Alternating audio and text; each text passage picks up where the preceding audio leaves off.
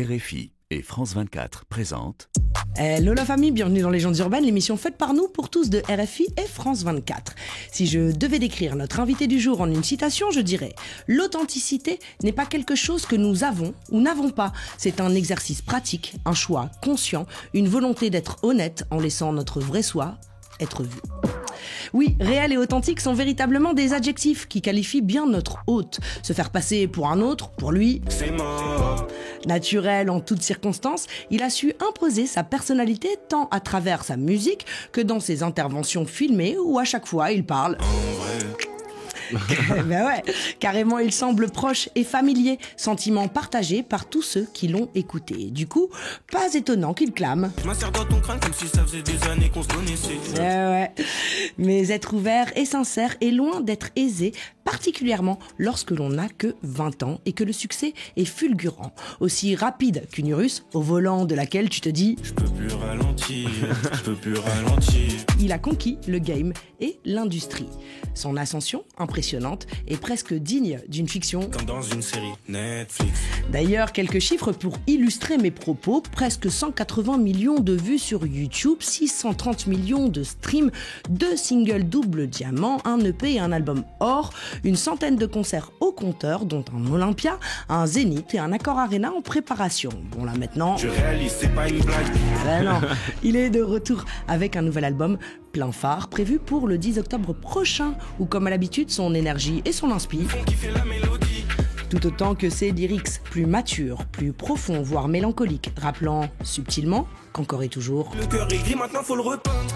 Vous verrez, ce projet est surprenant. Messieurs, dames, juste pour vous, dans les studios de Légendes urbaines, en détente, no stress. Monsieur Favé Koutsa. Nous sommes transportés dans une autre dimension. Dans un univers fait non seulement de paysages et de sons, mais aussi d'esprit. Bon, c'est le moment où il faut être attentif. Juliette Fievet et ses invités vont vous raconter leur légende urbaine. En banlieue, ça de parti chercher les trophées. Aucun échec, si ça marche pas, je le refais. Des objectifs et je m'y suis accroché. Pour l'instant, ça bec, on verra l'année prochaine. Respecte mon place négro, je suis plus fauché. Favé dans les studios de Légendes urbaines. Favé, bienvenue chez toi. Merci beaucoup. Ça va, Juliette? Ça va et toi? Ça va super. Hein. T'as la forme? Toujours. Bon. Tu connais le rituel dans Légendes urbaines, on commence par les débuts. Tu es né à Clichy, t'as fait un petit tour à Asnières en étant tout petit. Ensuite, t'as grandi à Saint-Leu-la-Forêt, en banlieue parisienne, c'est qu'on est suivi dans le monde entier, donc je recontextualise. Ta maman est colombienne, elle est arrivée en France à 25 ans. Elle a travaillé très très longtemps dans la transition écologique. Ouais. Ton papa, lui, est français. Il a été ingé son. Ouais. Et maintenant, il travaille dans l'événementiel, dans les BTP. T'es issu un peu d'une famille de musiciens parce que ton oncle, lui, était dans le jazz aussi. Ouais, en particulier, t'as un petit frère, un grand frère et une grande sœur. C'est ça. On m'a dit que ta première langue, en fait, les premiers mots que tu as prononcés, c'était en espagnol, en fait. Ouais, je parlais espagnol jusqu'à ce que je rentre à l'école, je parlais espagnol. Et après, t'as lâché l'affaire. Ouais, après, à l'école, on te parle en français, tu vois. Ouais, mais t'as même pas fait une spécialité espagnole, tout ça. Enfin, tu maîtrises, en tout cas, tu comprends l'espagnol couramment. Oui, je le comprends couramment. Quelles sont les influences colombiennes que t'as eues, en fait, toi, dans ton enfance? J'imagine que... Les influences colombiennes? Ouais. Honnêtement, j'ai pas de références précises, tu vois, parce que c'est plus des trucs que ma famille elle mettait dans les réunions de famille, quand je voyais ma famille, les musiques qui passaient, la salsa. Ouais, voilà, quand les gens de ma famille dansent ensemble, les réunions colombiennes et tout. Mais j'ai pas de références précises. C'est une vibe, en fait. Ouais, c'est ça. C'est ça. Par exemple, des fois, je vais entendre des sons, ça va me rappeler les moments de quand j'étais petit. Mm-hmm. Quand je vais voir des gens, entendre des gens parler, des fois, ça me fait penser à quand j'étais petit avec ma famille et tout. Mm-hmm. Tu grandis avec de la salsa, tu grandis avec du raga aussi. Et puis, j'ai cru comprendre, parce que évidemment, t'es un enfant du rap, forcément. Ouais. J'ai cru comprendre que tu te bousillais avec un certain titre en particulier. J'aimerais qu'on l'écoute. Ça représente une époque et que tu me dises ce que ça représente pour toi. Ok. Donc, on regarde. Sur du gratuit, on fait des pompes, des tractions. À l'armée, j'avais mon fama, c'est un peu dans le casse. Ouais, je répète, c'est un peu dans le casse. Le titre Gradure de Gradure chez Guédis. On m'a dit que tu l'écoutais pendant des semaines, matin, midi, soir, en boucle. Pourquoi ce titre en particulier? Je sais pas, je crois le son, il m'a choqué. Hein. Je crois le son quand j'écoutais déjà du rap avant ça, mais c'est à partir vraiment de cette époque-là, quand j'ai commencé à tomber sur Gradure, Niska, XV Barbare, toute cette période trap-là. C'est vraiment ça qui m'a mis à fond dans le rap français, en tout cas. Ouais, c'est vrai que t'étais plutôt rap américain, c'est ça? En fait, j'ai écouté ce qui me plaisait, tu vois. J'avais pas de playlist, j'avais pas de téléphone, j'avais pas d'iPod, j'avais rien. Moi, j'écoutais les CD Energy 12, tu vois. Et quand on m'a montré ces trucs-là, quand je suis tombé sur ces trucs-là, ça m'a mis dans une matrix de ouf. Et j'écoutais plus que ça, en vrai. J'écoutais plus que ça. Ça changeait, ça met dans un mood, ça met... Quand t'es petit, t'es facilement matrixé aussi. Bien sûr. Donc, ça m'a atteint, ça m'a eu. Bah oui, et ça t'a bien eu, finalement. Ouais, finalement. Et puis être inspiré par Gradure, quand même, c'est pas rien. C'est quelqu'un qui a une belle carrière. Le big de ouf. Bah ouais. Respect. En parlant de lui. Yes, coucou Juliette, coucou Favé, j'espère que tu vas bien. Bon, je pense que tu m'as reconnu dans mon bob. Le big. En tout cas, je voulais te dire que continue ce que tu fais. Franchement, tu nous régales. Félicitations à toi encore pour le concert qui arrive, pour l'album aussi qui arrive, et pour ta carrière aussi, le bout de chemin que tu es en train de mener. Et je t'encourage en tout cas à continuer comme ça, sur ce chemin. Et voilà, je suis content aussi de savoir aussi que j'ai pu être une source d'inspiration pour toi à l'époque. Donc ça me touche vraiment beaucoup. Et voilà, en tout cas, je voulais te dire que continue sur ta lancée. Et c'est que le début en tout cas. On est ensemble. Gros bisous à toi. C'est carré. Sale. Ça fait plaisir de fou. Ça fait plaisir. Gradure, merci Grady. Ouais, c'est important, tu vois, d'avoir... Et lui, enfin, tu vois, te suit aussi et voit absolument... tu vois, je sais que vous connaissez bien maintenant. J'ai déjà pu parler un peu avec lui. Franchement, respect de fou, c'est un bon. C'est un très très bon. Et je rappelle d'ailleurs au passage que Gradure travaille en ce moment sur un énorme projet...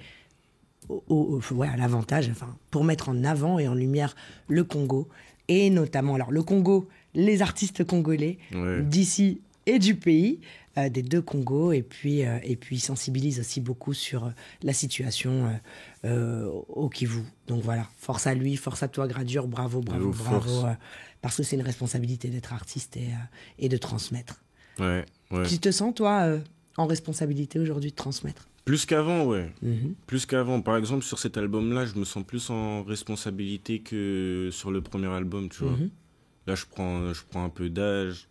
Enfin, je reste jeune, tu vois, j'ai que 20 ans, mais je prends un peu d'âge, je prends de la maturité. Je commence à... Les plus jeunes, ils vont plus prendre au sérieux ce que je vais dire, tu vois. Donc ouais, je me sens un peu responsable par rapport à tout ça dans ce que j'écris, ou même quand je vais parler en interview, par exemple, tu vois. Il faut essayer de transmettre le bon message. C'est vrai. Et montrer l'exemple, en tout cas. C'est vrai. À 15 ans, tu fais énormément de sport, en fait. T'as fait du karaté, t'as fait du judo, t'as fait du tennis. Et puis basket. Mais le basket, tu voulais être pro, en fait, fut un temps. Ouais, mais je te mens pas, j'ai abandonné vite ce rêve. Hein. Ouais, parce que j'ai vite vu que... T'as vu... Dans ces catégories-là, dans le basket, le foot et trucs, si tu veux te démarquer, il faut vraiment y aller. Et moi, par rapport au basket, même si j'aimais de ouf ce sport-là, j'avais pas cette motivation-là. C'était plus un plaisir que je voulais me mettre dans un truc à fond. Et justement, ce qui m'a un peu dégoûté de ce sport, c'est que... Enfin, de le pratiquer en club, en équipe et tout, bah c'est que y a des gens qui prenaient trop ça trop au sérieux et que en vrai c'est juste un sport, c'est juste on prend du plaisir, on joue au basket, on pratique un truc qu'on aime et voilà. Quelque part, tu penses pas que faire une carrière dans la musique, c'est aussi un sport de haut niveau et de compétition, en fait, dans un autre genre? Ouais, bah oui, en vrai, ouais, c'est la même chose. C'est la même chose. C'est juste, je crois que j'ai préféré me mettre plus à fond dans la musique que dans le basket. Ça m'a plus touché. Et c'était plus naturel aussi. La musique, moi, quand je me suis lancé dedans, c'était vraiment naturel, c'était fluide. En vrai, t'as vu, mon chemin, pour moi, j'ai l'impression que tout s'est fait tout seul. Il n'y a rien que j'ai forcé. J'ai fait ce que j'aimais, je continue de faire ce que j'aime, je travaille dessus. Et ça se fait, tu vois. C'est fluide en tout cas. Ouais, c'est ça, c'est fluide. Je suis pas sûr que ça se soit fait tout seul, surtout que dans l'album d'ailleurs, dans le nouvel album, tu dis que les gens pensent que c'est facile, ça n'est pas tant que ça, et on en parlera tout à l'heure. Direct. Mais il y a une personne qui avait envie, tu sais que c'est une émission collégiale, c'est une émission, on donne du love, et il y a une personne qui était OK pour te donner du love, et pour t'encourager en fait pour la suite. Et c'est une personne qui, elle, à mon avis, tu vois, enfin pas à mon avis, sûr, n'a pas lâché l'affaire et est allé jusqu'au bout de son game. Malgré les entraîneurs qui gueulent. Let's go. Salut légende urbaine. Oh, Pavé. Je viens juste de regarder ce que tu fais. Et honnêtement, respect. T'as tout l'avenir devant toi. Donc continue. Te fixe aucune limite. Et j'ai hâte de suivre tout ça. À bientôt. Respect. Monsieur Rudy Gobert. Ouais, le big. Le big, grande classe quand même. Le frère, il est à il joue en NBA quand même. Merci Rudy, merci Lindsay, merci Hélène pour ce message. Qu'est-ce que tu pourrais lui dire, lui répondre? Franchement, déjà, merci beaucoup. Hein, ça fait plaisir de prendre le temps de faire une petite vidéo comme ça pour moi. Ça fait plaisir. Et ouais, en vrai, là, je suis d'accord avec ce qu'il dit. Hein. Je suis jeune encore, j'ai tout l'avenir devant moi, il faut juste continuer, pas lâcher et bosser. Hein. C'est marrant la façon dont tu vis les choses. On a l'impression qu'en fait, finalement, parce que c'est quand même fou ce qui se passe. T'es signé par Bellec. Ouais. Ça cartonne. Ouais. Vraiment. Et ça marche très vite. Tu fais un Olympia, un Zénith.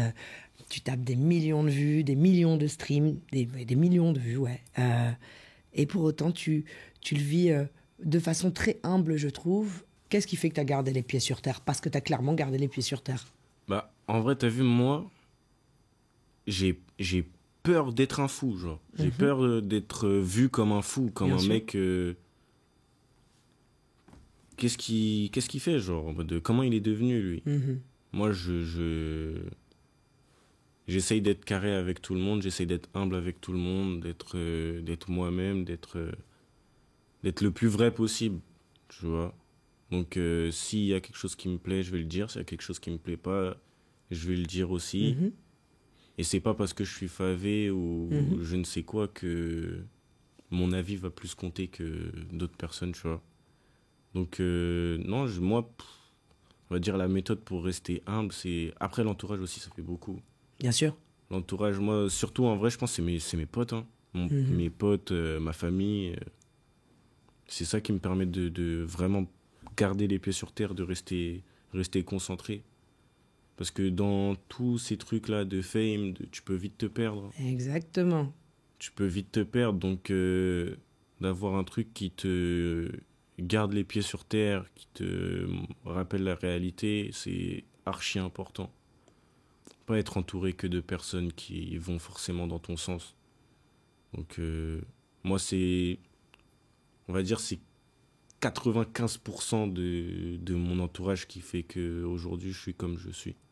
Et je confirme, tu as une sacrée équipe. Ouais. Que j'ai bassiné pendant une semaine. Mais tout le monde est hyper gentil. Et c'est vrai que, comme tu le dis, l'humilité précède la gloire. Et c'est comme ça qu'on va loin. Et je suis sûr que toi, tu iras loin. J'espère. D'autant plus à l'écoute de ton nouvel album qui sortira le 10 octobre. Le 10 octobre, plein phare. Exactement. Tu racontes que... il y a des choses qui coûtent cher, la notoriété ça coûte cher, que c'est pas facile, contrairement à ce qu'on pourrait croire. Tu parles aussi des rapports avec les autres et du regard de l'autre qui change. Il y a même des punchlines où tu parles de semblant de bonheur, c'est quand même très mélancolique. C'était important pour toi de dévoiler tout ça et de transmettre cette facette de toi, et réellement comment tu vis la notoriété aujourd'hui justement? Honnêtement, je le vis bien, hein, je le vis normalement. Enfin, je suis content, je suis reconnaissant.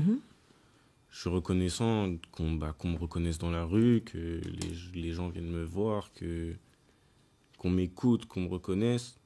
Ça fait plaisir, tu vois. Ça fait plaisir, c'est juste que...